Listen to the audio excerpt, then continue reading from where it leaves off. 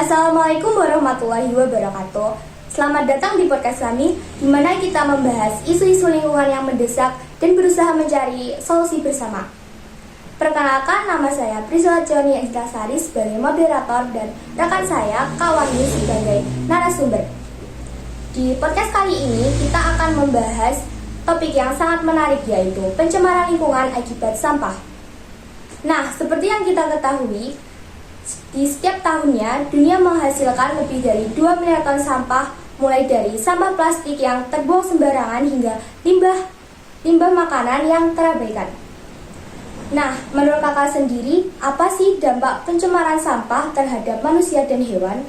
Sampah itu sangat berdampak pada manusia dan hewan serta tumbuhan. Bagi manusia, sampah dapat menyebabkan berbagai gangguan kesehatan, serta bagi hewan dan tumbuhan dapat merusak habitat atau tempat tinggal mereka.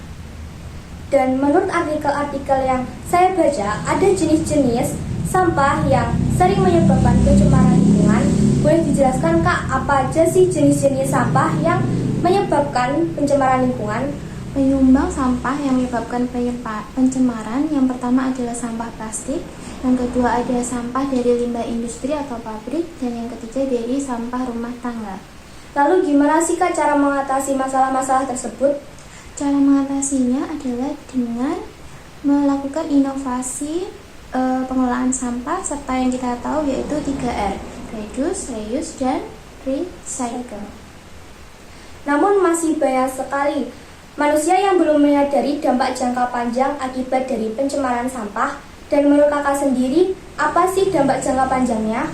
Dampak jangka panjang dari pencemaran sampah itu adalah global warming atau pemanasan global serta rusaknya ekosistem lingkungan kita. Selain itu, apa yang menjadi dampak utama meningkatnya jumlah sampah? Dampak utama meningkatnya jumlah sampah adalah polusi atau pencemaran, global warming itu jelas, dan yang ketiga tadi ketidakseimbangan ekosistem. Untuk menanggulangi hal-hal tersebut, pastinya peran masyarakat sangat diperlukan.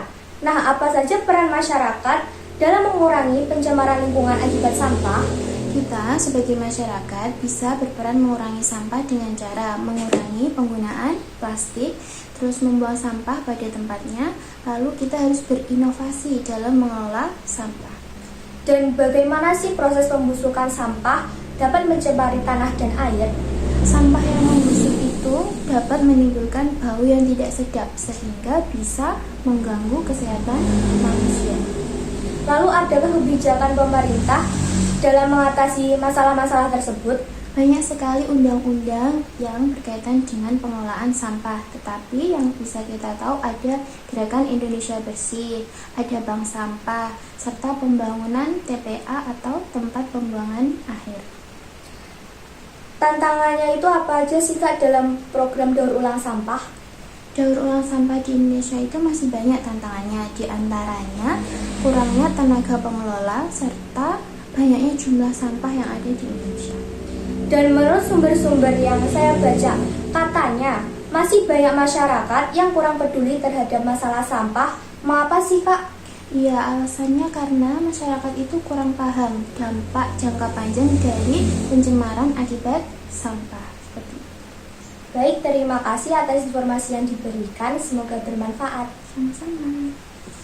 Kesimpulan yang dapat kita ambil dari podcast kali ini adalah pencemaran lingkungan yang diakibatkan oleh sampah akan berdampak buruk bagi kesehatan manusia, hewan, ekosistem alam, serta keberlanjutan planet kita.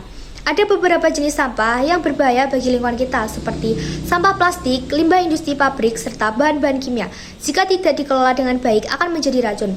Cara mengolah sampah dengan baik yaitu dengan cara mendaur ulang sampah, membuang sampah pada tempatnya, memilah-milah sampah, serta mengurangi penggunaan sampah plastik. Terima kasih telah mendengarkan podcast kali ini.